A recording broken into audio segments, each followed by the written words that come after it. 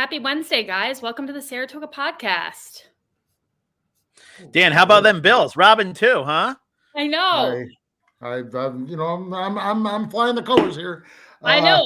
I don't know why I don't have any gear. My bad. Dan's internet's lagging, but it sets up another classic. Oh,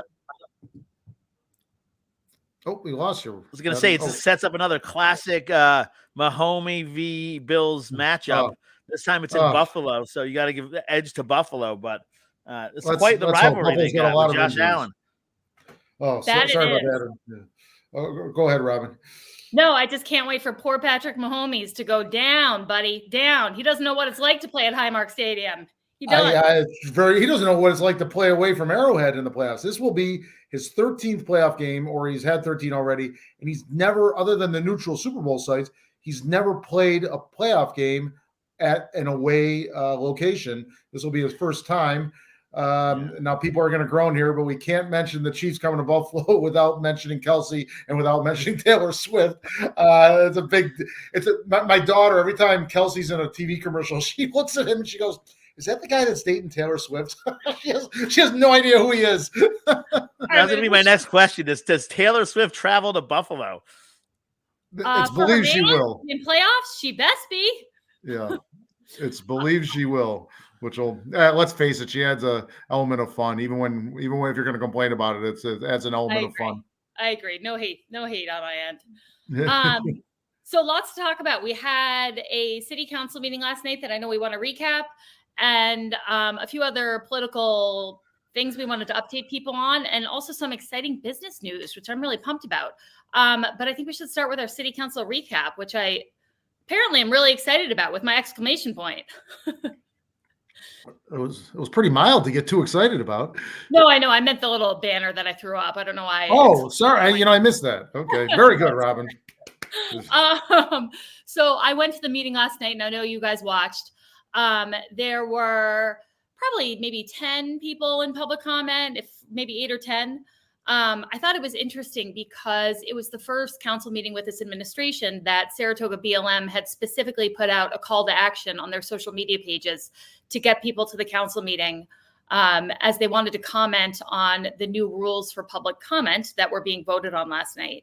But by my observation, there were only about 3 people there from Saratoga BLM, so they didn't have a huge turnout, but they did comment. And as there were also some other very interesting comments regarding the public comment rules. I think Saratoga BLM's concerns would best be summed up as the language about reacting with clapping or snapping or, just the reactions in general being kind of not allowed in the rules.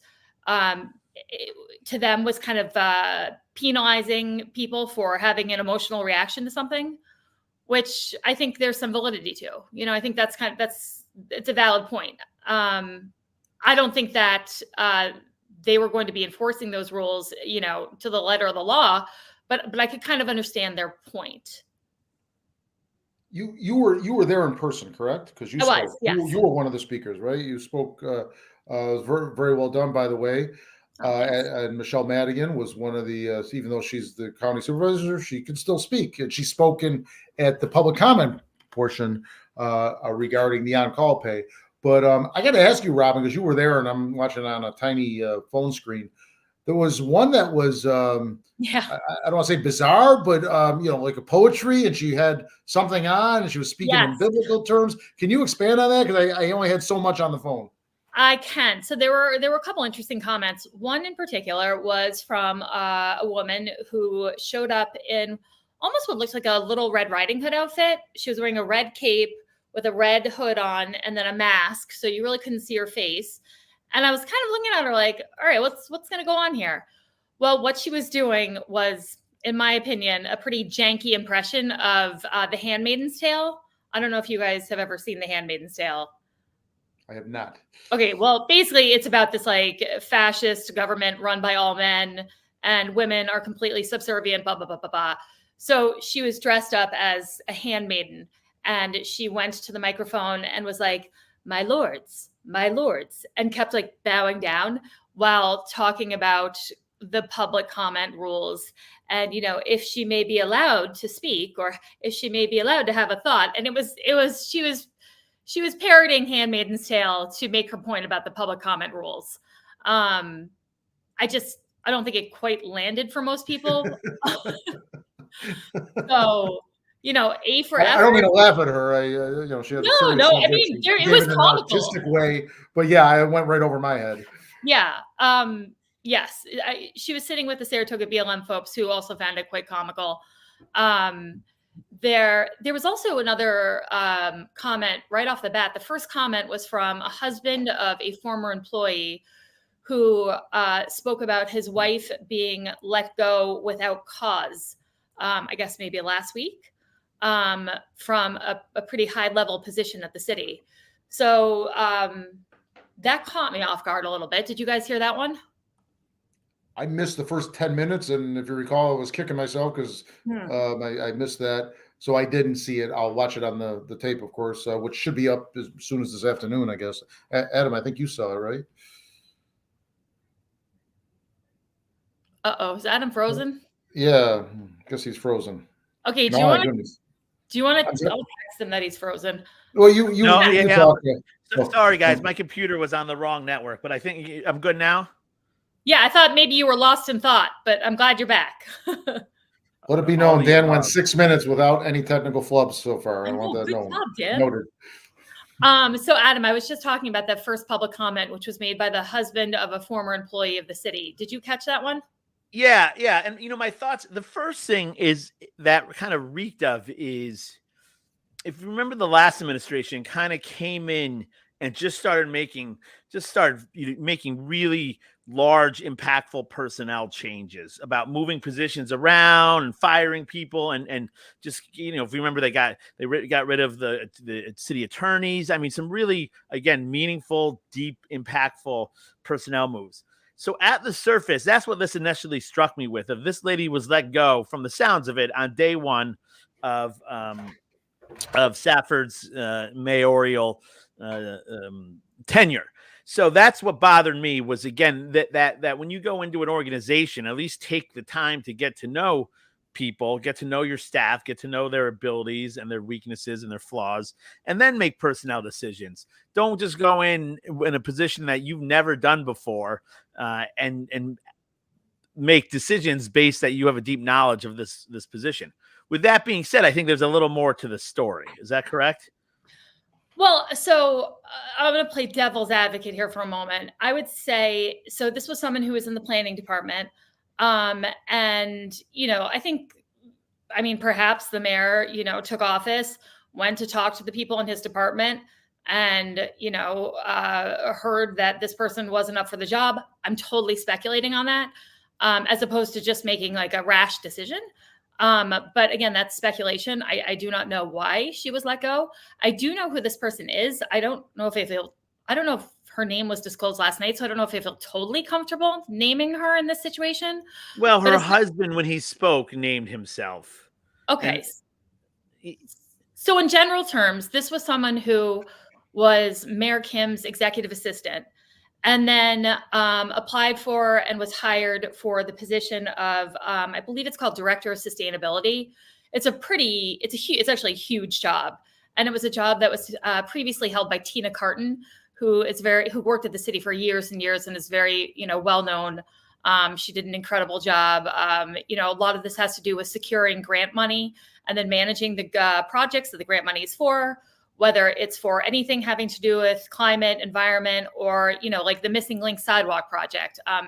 Anything that's really grant related and sustainability related is managed by this individual. And my recollection of when this hire was made was that there was some controversy attached in that I believe on Saratoga Springs Politics, there was a piece that showed the various applications for the position. And in John Kaufman's opinion, his analysis was that there were other people that were far more qualified than this individual, and that this was a bit of a kind of patronage hire.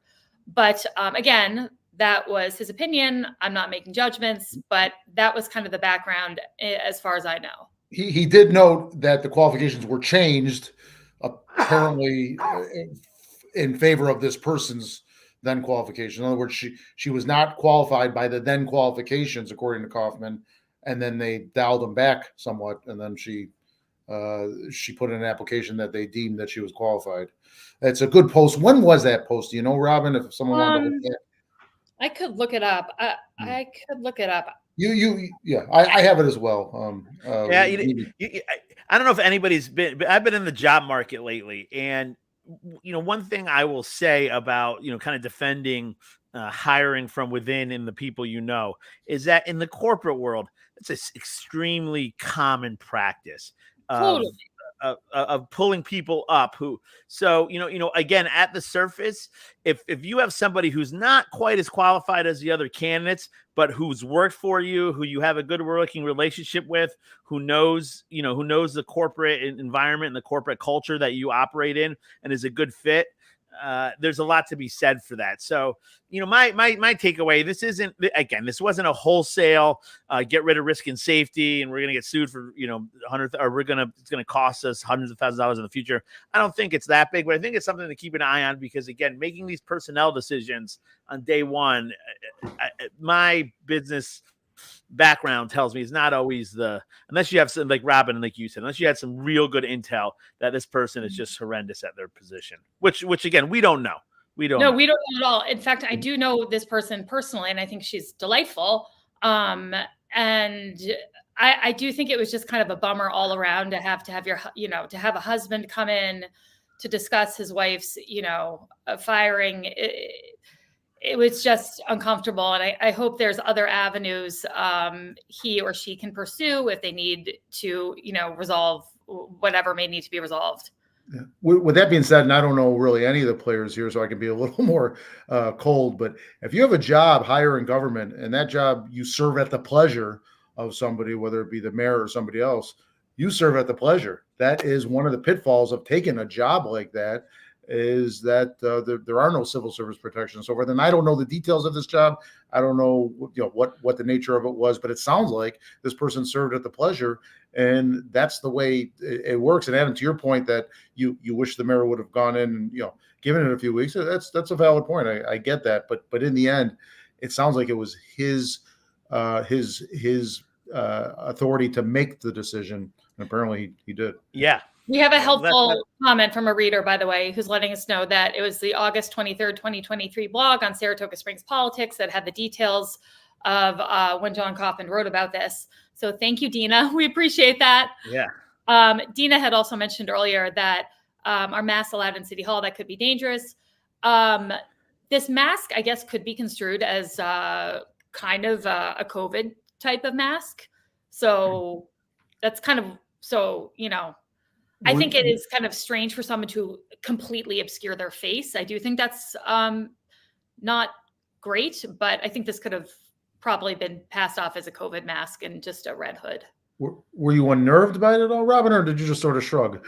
Listen, I've seen some, excuse my language, but I've seen some crazy shit at public comment, some crazy shit from people. One time, God love her, there was a woman who dressed up in the middle of January in literally like a full bathing suit outfit with like, a snorkel and like a floaty and came in like in full bathing attire to make the point that it was basically flooding outside. And she hoped we all brought our bathing suits because that was the only way we were going to be able to get home was to swim. So we've seen some outfits. It was a little bit like, what's going to happen? But I wasn't concerned for safety, really. Hey, I know you guys touched on it before, but can we switch gears here and talk about the public comment rules? Yes, so that's what I wanted to talk about next. Yeah. All right. I didn't know if we just had skipped over that, but no. There were some getting one thing I think that was showed in the last election is that Saratoga does not want their city business disrupted week in and week out by protesters and disruptions to the city council. And part of the problem, and they talked about this last night, was Mayor Kim really his rules that there were no rules kind of didn't work, right? Because if the rules that there are no rules leaves, and people just go in and do whatever they want. And at times they did, and twice city council meetings had to be shut down. So Mayor Stafford proposed some rules, and some of them, this was proposed 2 weeks ago at the previous city council meeting. He got public input and he made changes. For instance, one of the rules, I believe, was you had to sign in and put your name and address, which again, I think that's a good rule. I don't have an issue with that. People did. So now he even made a point to say you don't have to say your name at public comment, which is again, you're kind of inviting people to, if you live in this city, or not even in the city, but if you want to make a public comment, you should have to say your name. And this is not stifling somebody's right to free speech to ask them to state their name and where they live. And at least they can give general terms. But there were, there are other rules, and there was some debate about some of the rules. And I'm just curious what you guys thought about this. Sorry, go ahead if you want, Dan. I, of course, have many thoughts. Okay. Well, first of all, I like Commissioner Jason Golub's answer to this. He said, I don't necessarily like these rules, but I like the fact that there are rules. And I'm going to vote for this because we need rules. And that was, he's so damn reasonable all the time, which is why we can't have him on the show anymore, because, we need to up our ratings with some bomb throwers, some accusations, and he doesn't play that game. But it was just very logical what he said, and it made sense. And I credit him for voting for the concept of rules, even if he didn't like the specific rules. Yeah, I think the example that you're talking about in particular was that attached to these proposed rules was that the public comment period would be for 30 minutes. And Commissioner Songvi made the point that she thought 30 minutes was just too short because people are allowed to speak for 3 minutes. So technically, that's only 10 people who are allowed to speak at public comment, and then you're just cutting everybody else off. And I agreed with her that I think that's too short of a limit for public comment. As we've seen over the last 2-3 years, there are oftentimes more than 10 people who want to comment. And I do think that, you should really be able to get through the majority of public comments and not cut people off. So, but then Commissioner Golub was making the point, which again, I was like, oh wait, I agree with this as well. If you don't have a cutoff time, then it's up to the mayor to just kind of arbitrarily cut it off and be okay, or not cut it off. Sorry, we're not cut it off. And so, so you could be like, oh, we're going to stop after the 13th person because maybe in the mayor's mind, they don't want the 14th person to stop. So, they can kind of abuse that. And so, Commissioner Golub's point was that and both Commissioner Songvi especially acknowledged that Mayor Kim did not enforce the rules consistently over the last 2 years, which is what caused so many problems. And so Commissioner Golub's point was having a set time, will help with that consistency as opposed to leaving it up to the mayor to end public comment if it's going too long. Oh, sorry, Adam, go ahead. I was going to say, it's interesting because they it's just kind of a total reaction. You see, they wanted to keep blaming Commissioner Montanino for the problems that City Hall and the meetings being shut down for his actions. But they did. But it was something telling that Commissioner Golub did mention that Mayor Kim's rules of no rules did, he kind of let it slip that a lot of the disruptions and the problems during public comment were Mayor Kim not enforcing any rules. And I agree with that. I think that was a problem. The problem I have with people who are objecting to these rules were that, the mayor is not, everything doesn't have to be etched in perfect stone. The mayor is tasked with running those meetings. He has the right to use some discretion. Mayoral discretion doesn't necessarily mean discrimination or racism or anti-Semitism, or he doesn't want to hear what you hear. And sometimes if it slips into that, that's what elections are for. But this idea of don't let, good be the enemy of great. The fact that we can't have a certain rule for every certain circumstance, like the lady wearing a mask, and do we have to have a whole set of rules now, or what masks are allowed and what masks are not allowed?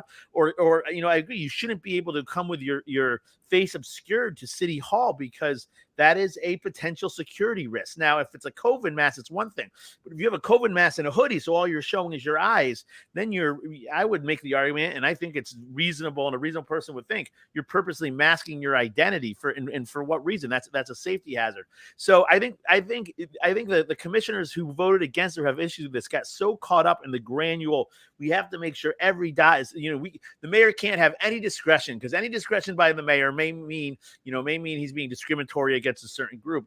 I think it's just, it's silly. It's nonsensical. It's not what these meetings are. We have a mayor. We have voted a mayor. We trust our mayor's discretion, and if he uses his discretion in a way that's blatantly discriminatory, we have a justice system for that, and we also have a system called democracy, where he would be voted, kind of like Kim was voted out because people didn't like the way he was running the meeting. So that was my issue. I have no problem with the mayor having rules. I have no problem with these rules having some interpretation by the mayor, and let's continue with the city business. I will say one of the things that I think is not helpful, because I understand that some people feel uncomfortable saying their name and address, but I do think it's important to indicate if you live in Saratoga Springs, because as a former city council member, when people are speaking during public comment, I absolutely think that you should be able to hear from everyone, whether they live in the city or not. However, when people are talking about an issue, I'm going to give a little more, weight to the people who are residents complaining about an issue versus people who don't live here complaining about an issue. It all matters. It would all matter to me, but the resident complaints, should be a bit of a priority, because they're the people who actually live and reside here, and are paying taxes and whatnot. And so I do think everyone should be able to public comment wherever they live. But do you know what I mean? Because to me, that's the downside of not knowing where people are from when they're commenting. You know what? I agree with you, Rob. I agree with you 100%. Is that the people we should know if they're a resident or not. Another interesting thing, and Commissioner Moran keeps coming back to this, and I just don't get this, and I don't think anybody else is buying this. Is as far as a sergeant at arms escorting people out and he says, well, the second that police officer, the sergeant at arms, their career is ruined. Hands on. Exactly. Like, they're Commissioner Cole, who was in law enforcement, essentially said their career wouldn't be. And I agree. I just don't see how a police officer. I didn't get that. Yeah, right. But Commissioner Moran's running with that ball, and he keeps saying this is going to ruin a police officer's career. And where I'm going, what made me think of that is was anybody else surprised last night that 3 minutes wasn't tested? It seemed like it was going to be tested, but it never really was tested. And I'm surprised. I thought so too. I even texted you guys to that fact. I said, I bet you this one goes over, and that person didn't. It was really, really helpful. And I articulated this to her afterwards. So the deputy mayor, Joanne Kiernan, was literally standing next to the mayor holding a digital clock with a 3-minute countdown on it, like a big one. So you could see the time counting down. And so it didn't come as a surprise when it was up. And I know it sounds stupid, but something that simple is actually very helpful. And it weirdly, I think, helps people not go over that limit, because it's not just the mayor objecting and saying, you're done, and trying to cut you off. You're literally seeing the clock run out and the alarm go off. And so I know that Deputy Kiernan probably felt a little bit awkward, like standing there, like holding this digital clock, but it was really helpful. Yeah. And at least it wasn't Tony this time. Poor Tony. He's finally been relieved of his duty of like wiping off the microphone with the Kleenex. Wiping off the mic. I remember that. Yeah, which the city attorney, my God, is in charge of wiping off the freaking microphone. But that's a good company man right there. I know. There were no issues last night, which I think was great. But I also think that Mayor Safford has a real talent of making people feel heard. He's really listening and acknowledging what they're saying, and genuinely credits them, even when they're against his point. He said that was really well stated, and he kills them with kindness. Yeah, he does have an aura. Yeah. Right. There are a couple times where I was thinking, I just tell him to go fuck themselves. Pardon me. Well, but he's like, that was really well done, and it is true that some of these, like Diogenes there, who got up and did this whole it was kind of hysterical swearing, is that. Hey, I don't agree with pretty much 98% of what she said, but the fact of the matter is, she definitely put some work into it, and it was well it was, when she, I don't know. I don't know if AI writes this stuff for her or what, or she's just I think really she writes talented. She's very talented at writing. I mean, again, it's garbage in, garbage out, right? So I don't agree with what the writing is, but Mayor Safford, instead of saying this, you can't say this or stop swearing, he complimented her on what she did, and it just disarms everybody in the negativity and the hostility and the anger, just completely disarming. He's done a great job with that. Wait, I just want to tell people what her public comment was, because I actually thought it was very entertaining, very well kind of researched and written. And this was a person who identifies themselves as Diogenes, living on stolen land.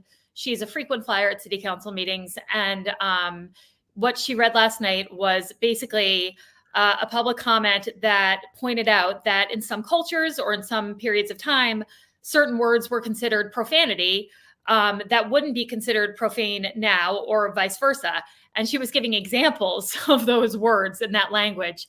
And I mean, I think Mayor Safford had a bit of a chuckle, like a look on his face of like, because it was entertaining, and there was a valid point there. You know what I mean? Well researched, by the way. Yes. Lenny Bruce, George Carlin. Totally. Give some credit where credit's due. Totally. So, but yeah, but again, instead of being confrontational or angry, you could tell he was listening. He was amused. He gave her props for the comment, even though she was, cursing while she was commenting. But I think her point was well taken.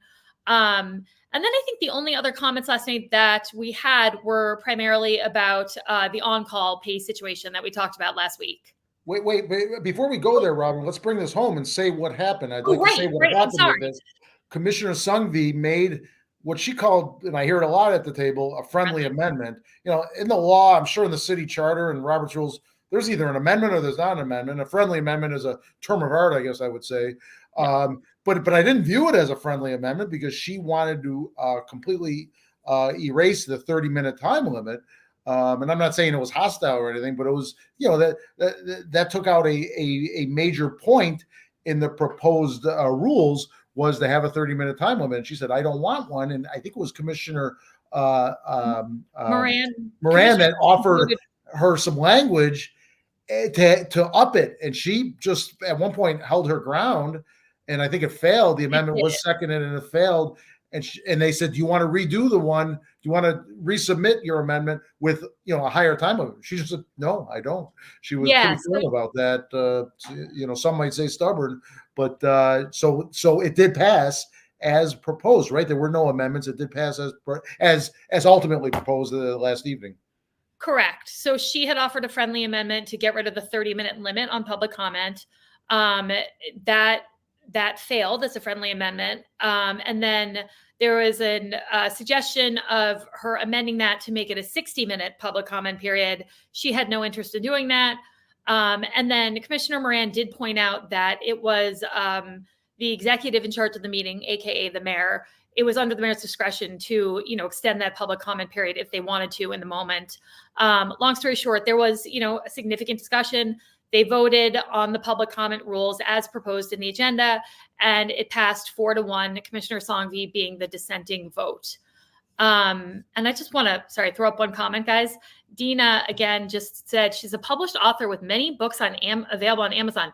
If that's about Diogenes, is that about Diogenes, Dina? Because that would be fascinating to me. I would like to see what she's written. Interesting, yes. Yeah. So anyway, long story short, the public comment rules passed. I think it's a good thing. And again, I think we've already articulated this, but, I think as long as they're applied consistently, hopefully things will continue to go well. And again, still couldn't understand that comment, though, about making one of the police officers a sergeant at arms and why that would be detrimental for the police officer. But maybe we'll. Our chief of police, who recently got promoted, was a defendant in the Darrell Mount lawsuit, the most racially charged lawsuit this city's ever seen. And, he obviously the city was acquitted in that and found not liable. But that could have ruined his career, and it didn't. He was promoted to chief. So I don't understand Commissioner Moran's theory there. Yeah. As it relates to having to do some order at the city council meetings. And Commissioner Cole also pointed out that all these rules they had run by the Committee on Open Government for New York State to kind of, get approval on the rules and make sure they were kind of kosher, so to speak. So anyhow, voted, it was passed. I think that's a good thing. And what else was there but your earlier point, those will be challenged.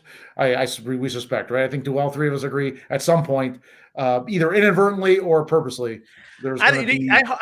I think so, but the other, it's like the last night's meeting just kind of had a kumbaya feel to it, didn't it? Like like they shot a now hour and 38 minutes. That's how long it took. It's one incident, and yes, I think you're right, Dan. But I think barring an incident, I think I don't know. I maybe I'm just being too optimistic here, but the city got in, did their business yesterday, heard from the constituents, and got some things done and went home. One thing shifting gears a little bit. I know we want to talk about a number of things, but did you catch Commissioner Golub talking about the sci-fi project? I did, and I'm so glad you brought that up because I know you and I have both wanted an update, right?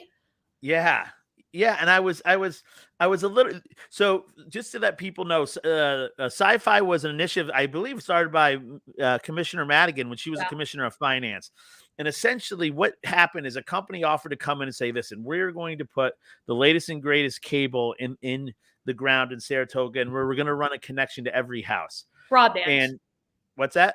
Sorry, broadband internet. Broadband, exactly. And all essentially, this is not going to cost the city or the homeowner a penny. All this is going to do is now allow the homeowner the option to essentially move away from Spectrum and get another third-party internet provider, which I think everybody here loves. That competition, it helps service, it helps reliability, it helps prices. We were really looking forward to that. It was supposed to start last summer and then just kind of died.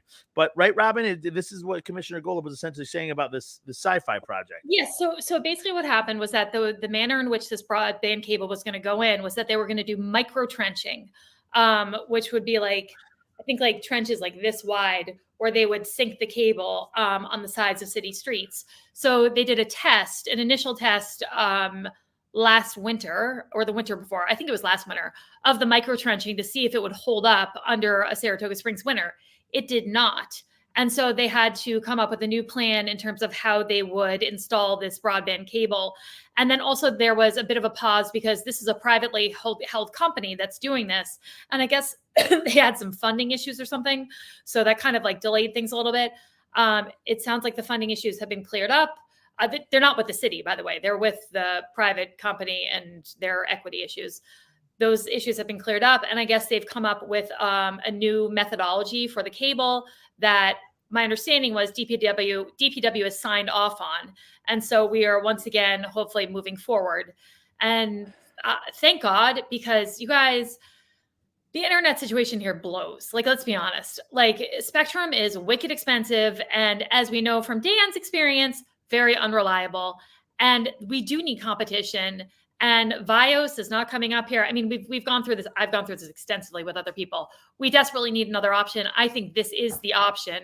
And I think it is going to come at a, fairly dramatically discounted price once it's installed. I would also just love to see a free city Wi-Fi, that could be done. And I think that would also be awesome. So I hope this continues to move forward and is successful. Thank you, guys, because I was there for part of it, but for whatever reason I couldn't tune in. So I'm sure and again, I mean, if you have good, reliable Wi-Fi, as far as there's so many more. Our cable bill is astronomical right now for watching like 2 channels, right? but I don't want to get away with it because I don't want to just be completely reliant on the internet to watch television. So if you again have this competition, have reliable internet coming into your home, it just opens up a lot of doors and it saves a lot of dollars. So let's hope that gets moving again. Yeah, I totally agree. A couple other things that I will get details on for our next podcast, because I think they're really important. I think they're overlooked sometimes by people. The mayor made a number of appointments to the land use boards. The land use boards here have a tremendous amount of power in terms of what projects get approved, what don't, and the speed at which they're able to, get built, how they look, et cetera, et cetera. I mean, they hold a ton of power. And the appointments to these land use boards are for 7 years.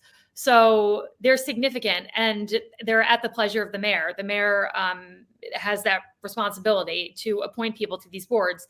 And last night he made two appointments to the planning board and one to the zoning board of appeals. So I will get more info about that for next week, so I can tell you who exactly he appointed, because I can only recall one person off the top of my head.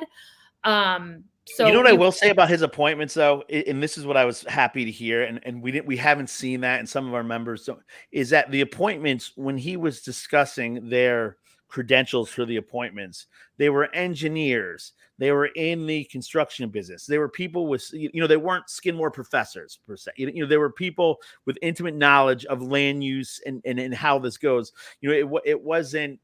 It wasn't nepotism. It wasn't, all right, somebody helped on my campaign, or somebody's, active in my political party and I'm going to put them on a board, at least from their descriptions. Now, I didn't go into each person's individual donations to see exactly where their politics lie, but they certainly had the degrees. There was an engineer there. There was somebody who you want on a land use board, because they understand how, land can be used and how buildings can be built on that land. And so I was happy to hear that. Yeah. Because one of the Chuck Marshall being one of the choices, and I personally think it was a great choice. That was the only person I remembered. No, that was the only person I remembered as well, was Chuck Marshall. But I know he can be a bit controversial to some people because of his position on development. But everybody's going to be a little controversial. Nobody's going to be an appointment with absolutely no dissent or criticism. But he's knowledgeable. He's qualified. Yeah, he's clearly qualified. But I just want to make it clear to people, one of the major criticisms I have of these boards, and I think is what your guys are getting at, there are no prerequisites or qualifications to be appointed to these boards. You can appoint someone who doesn't know a damn thing about our zoning or planning or, how the city has developed, who doesn't know anything. Who only knows about rainbows and butterflies, and you can appoint them. And for 7 years, they carry a tremendous amount of power, and they can block businesses from coming here. They can block people from doing things from their home. I mean, they can really screw people up financially and otherwise. And so I think, I wish someone would take on our land use boards in terms of making these appointments, just putting some requirements or stipulations in place so that we get people who do have some knowledge and aren't politically motivated, if that makes sense. Yeah, I hope these. Well, that was a tangent. I'll skip it. We're gonna move over to Van Dam. Yes. So an update on Van Dam. Adam, you can probably speak to this the best because you were involved a bit. Do you want to give people kind of a recap of what happened?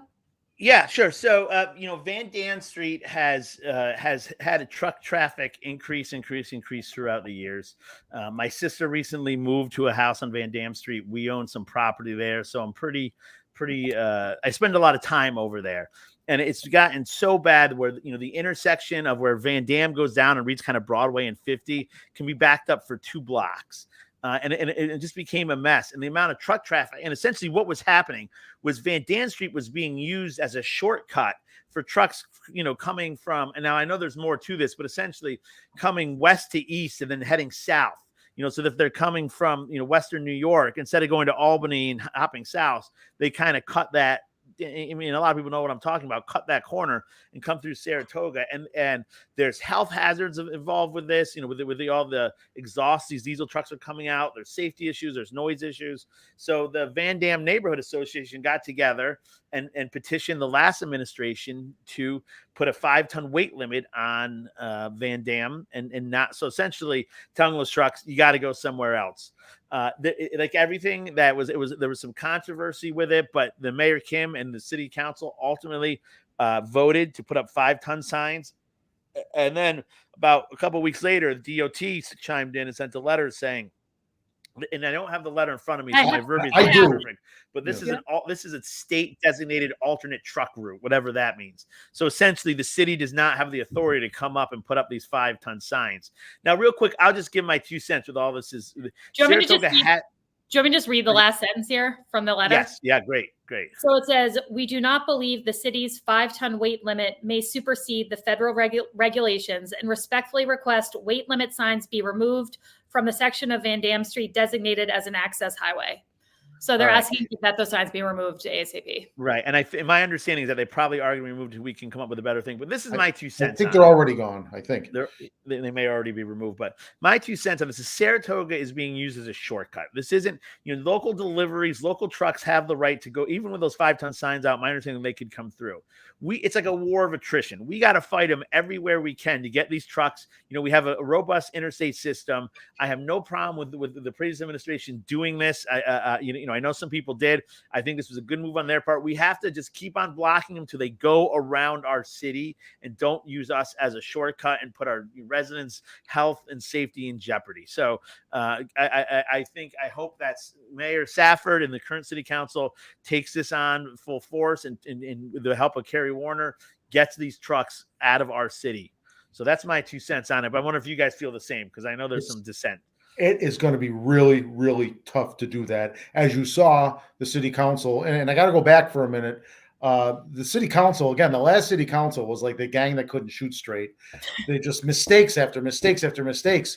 And they did it here. They acted, and to Commissioner Jason Golub's credit, at the December 5th city council meeting, Commissioner Montanino put this on the table as a motion, was second, and Commissioner Golub said, can we slow down and do things right here? He was more focused on enforcement, but he had the right concept. He said, why don't we table this to the meeting later in the month? Mayor Kim shot him down, and he was logical there, and they did it. And now they got, and to quote John Kaufman's blog, I'll quote John, he said, this is yet another example of the previous council's obliviousness to the need for rigorous due diligence. In their rush to endear themselves to the homeowners on Van Dam Street and grab headlines, the council did the neighborhood a disservice by spreading false hopes. And I agree with that. And for those of you on Van Dam Street, we're with you. Our hearts are with you. But the city council did it wrong, and that puts you backwards, not forward. They needed to do their due diligence. They didn't. It's just yet another example of this last council really make a mistake, shoot themselves in the foot, then reloading quickly and shoot themselves again. Commissioner Golub was actually, sorry. Sorry guys, did something pop up on your screen, or is it just mine? Okay, just mine. Commissioner Golub was very, sorry, I'm just dealing with a user issue over here. So Commissioner Golub was very kind of passionate in talking about this at that meeting in December. He was like holding the paper and he was like, I will vote for this, but know that it's not worth the piece of paper it's written on, because they didn't take this kind of, in my opinion, the first initial step. Because Adam, I agree with everything you're saying in spirit. Like, I agree. I think that's kind of the only way to deal with this. There's no, there's no road we can build. There's no new truck route we can come up with. I think we just need to do exactly what you said. However, in putting this weight limit on Van Dam, before doing that, I would have thought the first step would have been to contact DOT to make sure there wasn't an issue. So you don't look like assholes, put up signs and have to take them down 3 weeks later. I mean, what was the point of that? All those people came out from the neighborhood to talk about this. It took time and emotion, and et cetera, et cetera. They thought they had a victory. Well, they didn't have a victory at all. They had a whole lot of nothing, And so I think Commissioner Golub's point, should have been taken more seriously by the council, so that we didn't have this just kind of like, total waste of effort and time and energy for something that was just immediately taken down by the DOT. What I've never seen done by this council, and Robin, maybe you can give insight into it, or maybe you do recall instances of Commissioner Golub that night talked about tabling it, but he didn't make a motion to table. I've never seen a city council member say, you know what, we really need time on this. I am making a motion to table this until the next meeting, and then hopefully they get a second and so forth. But I just don't see that happen. It's like they don't use that. To Commissioner Golub's credit, maybe he didn't want to just force something down their throat, but in that case, it probably made sense. I think it's always hard in those situations because when you have a whole neighborhood kind of turn out the way the folks on Van Dam did, it's really impressive. You've got all these people in the audience. They moved this agenda item to the top of the meeting. And so, of course, there's a ton of pressure to, you want to please the people in the room. You want to give them what they want. Yeah. And I think Mayor Kim, he was on his way out, so he didn't really have time to table it. So he just, he rushed it through. But hopefully this administration will contact DOT and maybe have some more comprehensive conversations with them about what our challenges are and how we could work together to come up with some solutions. I think that, to me, makes the most kind of logical sense here. This is a humongous problem that does not have an easy answer. I don't know if it has an answer, much less an easy one. Well, if the answer is keeping trucks on the interstate, then it does have an easy answer. And this is totally anecdotal, but I can say once those signs were up, there was a marked difference in the flow of trucks on that street. So again, I think if you can keep half the truck, again, none of this is backed by science. This is all anecdotal. But if you can keep those trucks, it's going to be 30 more minutes of their time to stay on our interstate system and not cut through our city. That's an easy answer right there. It's not like there's a plant, in western, west of the city that the trucks are, there's not there's a Target distribution center, I guess, but they can use exit 16. Now that I think about it, the Target distribution center is right there. So there's really the amount of truck traffic there. I can't imagine that where they're coming from is so vital that they use that road that they can't just stay on our highways. So, Adam, my kind of half joking, half not solution for this, and it's not exactly on Van Dam, but if you just construct a little pedestrian bridge over Church Street going to the hospital and make it just low enough. Just low, yeah, exactly. Problem solved. Yeah. Problem solved. So that's the only solution. That would get another nasty gram from DOT, by the by. Oh, hey, I'm on DOT and I are good. We did that Pride crosswalk together. I checked with DOT. We good. We good.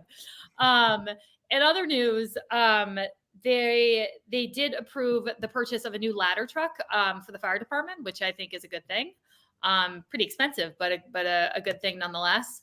Guys, I also just want to throw up one comment because it's super nice. Larry Manning says, everyone viewing should hit the like button. It helps the Saratoga Podcast gain visibility and reach a wider audience. True that, Larry. And thank you for pointing that out. We really appreciate you and your adorable that like. dog. Yes. I know. And that dog is adorable, Larry. I know. The cutest dog ever. So thank you, Larry. We appreciate it. What else was I going to say? I think that was about it. There was going to be an update on the director of risk and safety position. And I had thought the expectation was that Commissioner Moran, whose department that position is under, was hoping to make an announcement about a hire last night. But my understanding is that he did not last night. So I guess they're still interviewing people, but I really do hope that they get that position filled quickly with the right person, because as we know from what's happened over the last year or two, we need someone managing our risk and safety program like yesterday. I agree, Robin. Well stated. Yeah.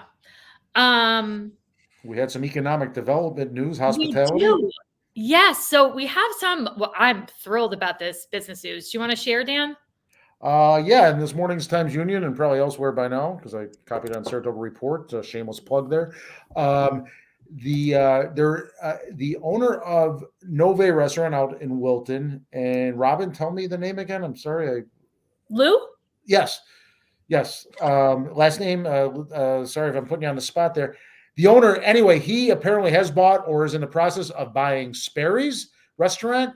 And not only is he doing that, he owns the empty lot next door where the fire was, I believe, Thanksgiving several years back. He wants to put a hotel on that very lot. Like, wow, talk about ambitious. God bless him. That's going to be a lot of, speaking of land use boards, that's going to have to go through some boards and so forth. But I love, and if you read the article, it's like it was his love for the city, and I believe, Robin, you know him. It seemed like he truly was like doing this for the reasons that he thought it would be a good thing for Caroline Street. Oh, well. Robin has a little bit of a different take. Okay. At the risk of getting myself into hot water, he has owned that parcel, that burned down for years now, and he had it on the market at an extremely, extremely high price.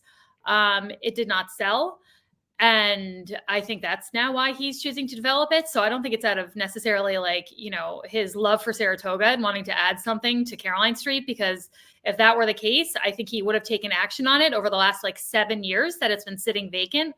So I live 1 block up on Caroline Street, just so people know. So this is my little hood, and every time I walk that block on Caroline, I get really bummed out because almost more than half the block has been sitting vacant with Sperry's closed. And then that horrible looking vacant lot, with a chain link fence and all this trash inside. It looks awful. And so I'm delighted that he's choosing to develop it. I'm delighted that Sperry's is under contract, just because we need to see businesses built and open. It is not a good look for our city ever downtown to have vacancies, vacant lots, closed restaurants. That is especially an iconic location like Sperry's. Yeah. And there's a lot of sketchy activity that happens on Lower Caroline Street, as you guys know, at night. And having an empty lot and closed businesses right in the middle of that sketchiness does not help things. So thank you, Lou, for choosing to do this. I wish you'd done it a little sooner, but I'm happy you're doing it now. Yeah. So this is I didn't know. I know who you're talking about now, Lou. If he's owned that for a while, big fan of Lou and all his business endeavors. Lou.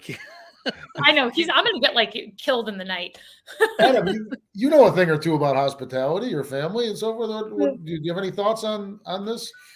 Well, if you want my hospitality part, it's a really interesting place to put a hotel, because this is just my hospitality gut reaction. It's going to be loud, right? Yeah. There's nothing you can do. It's going to, and to be loud, it's going to, where in the how in the market are you going to position yourself? So you're not going to be able to position yourself like in a Delphi, at a high-end place with super high-end prices, because you're going to have on weekend. I mean, Robin, you live close to, I live by Spring Street Deli. And in the summer, on Fridays and Saturday nights, when my windows close, I can hear bumping, and I'm a good 3 or 4 blocks away. So having a hotel right there is going to, you're not going to get families, or at least families are going to be happy. You're going to get a very certain, a type of clientele that's here for the party. I'm not against it. I'm just, and I've been to hotels in New York City that essentially, I remember one time my wife and I were checking in a hotel in New York. We did not know this, but it was we were checking in and Snooki was having a dance party in there. And we had no idea, except when I'm like, holy shit, that was Snooki who just walked by. But all night, and luckily the kids were young enough, and we were in good spirits about it, but it's not the kind of hotel I'd ever stay at again. So the hotel rooms are great as a hotelier. I don't know how it'll work, but again, love to see the property developed. He proposed it as 50 to 65 rooms. I don't know how. I mean, I know how, but not in this city. I don't know how you get that many rooms in that tight spot. 50 to 65 before we rooms. talk about parking. It's a bigger lot than you. Well, I don't know. Well, I mean, if you can, I can tell you the Inn at Saratoga, because obviously I know that hotel. In the main building there, which is sizable, there's 38 rooms. So that is 3 stories. And probably, I don't know, a couple hundred yards back. I mean, that's a lot of 60 to 65 rooms is a big, but theoretically he didn't pull that number out of nowhere, right? You got to imagine he ran some numbers first. I mean, he's going to build up, obviously, and you can only build to 6 stories is the limit, 5 or 6? I don't know. We got a new ladder truck now. Maybe we go higher. Across from the library. I know it's 6 or less. I thought it might be 5, but I know it's 6 stories or less. Which is interesting, because isn't that restriction based on how high a ladder trucks could go? No, I think it's actually honestly just for, I think it's for several reasons, but I think it's really just for the general vibe of what Saratoga, the downtown looks like. We don't want any high rises, so to speak. Right. But I have to say the Grand Pavilion Hotel, my understanding is that those are now basically all condos, right? I thought they were apartments. Yeah. So I just find that to be kind of an interesting little comparison, because that's right kind of across from where this is being proposed. And I wonder if that was one of the issues they had with using it as a hotel if it was noisy. But then I also look at places like the Washington, which is the high-end luxury rental on Broadway that backs up to basically the back of like Gaffney's. And, people rent, it's pretty full pretty much all the time. So maybe there's enough insulation and soundproofing to make it not an issue. But I do wonder what kind of clientele they'd be going after. My guess is it would be like people who are here to gamble and party, and certainly not families. And Adam, so where would they park? That's my question. Where is there available parking? Well, we do have a large public parking garage approximately a block and a half away. So there's that. Also, you have places like the Adelphi that have an off-site parking lot. So they valet everyone to an off-site parking lot. I guess that would have to be, right? Yeah. Hey, they can park in. I've got 3 parking spots, guys. So I can charge top dollar for that hotel. You come park over here, VIP parking. And Adam, I did also have the same experience as you. I checked into a hotel once, not realizing they had a nightclub in the basement. It was a goddamn nightmare. But I'm looking forward to seeing these renderings, and just in general, looking forward to seeing an open Sperry's and some kind of development happening on that lot. Yep. I also know at some point, the lot on the corner of Caroline and Henry, that's currently a little privately owned parking lot, I believe is also going to be developed at some point. So potentially a lot of changes in store for Lower Caroline Street. Saratoga's always on the move. It's always on the move. All right, you guys, the little city that could, huh? You got it. You got it. We are coming up on an hour, you guys. Should we move into some cheers and jeers? Absolutely. All right. What do we got, folks? What do we got? I'm just going to repeat what we talked about a little earlier. I'm going to kick it off. You guys usually let me kick these off. Two city council meetings now with the new mayor and the different city council, both about an hour and 40 minutes long, well handled, orderly, get business done, respectful. I commented earlier that will change at some point, at least 1 or 2 meetings. I hope I'm wrong, but if it does, I hope it goes back. I like this. I like this a lot. That's an absolute cheer. And that is my one cheer, and I did not bring a jeer today because I didn't want to. Good, because I only have a jeer, and my jeer is for the city council, Dan, because it is boring now. It is not the fireworks. It gives us nothing to talk about. We got to kind of fill the hour with some fluffier. I like the drama. I like the heated exchanges. I like the what's going to happen next, and I love the soap opera. And Mayor Safford's taking that away from me. Bring it back. Somebody do something. Let's get crazy again. God damn it, Adam. Go put on a little Red Riding costume and go to public comment next week. Adam, I think Saratoga will not disappoint. Just give it time. I think I have one. I'll go check it out. I have to, on a personal note, I do so appreciate the efficiency of the meetings because, as you know, we're listening to them. I listen to almost every city council meeting, and it is so nice not to be there or at home on my headphones till like 11 o'clock at night. But my cheer is for the police department because I had the delight of going to their promotional and swearing in ceremony last week, where they were celebrating this promotion of Eric Warfield to assistant chief. I promoted him to his lieutenant position when I was on the city council. It was awesome seeing him promoted to assistant chief. We also had another officer who was promoted to sergeant, and then 11 new hires, 11. And so it was just so great to be there. And you hear about all these folks who have been hired and decided to join our police force. And they come up one at a time, and they have their badge, and their badge gets pinned on them by like a loved one. And sometimes it's a mother or a father or a wife. And it's just like a really touching, wonderful ceremony with like positive vibes only. And it's such a nice thing to attend. So I just wanted to give a shout out to the police department, our new hires. We're so happy to have you, and congratulations to our promotions. And also the mayor spoke at that ceremony, as did Commissioner Cole. And they both were just right on the money, didn't speak too long, said just the right thing. Mayor Safford's message was really like, we believe in you. And it was just, it was well done. And it was emceed by Lieutenant Angela McGovern and, who else? Evan Ford, I want to say. Was it Evan Ford or Andrew?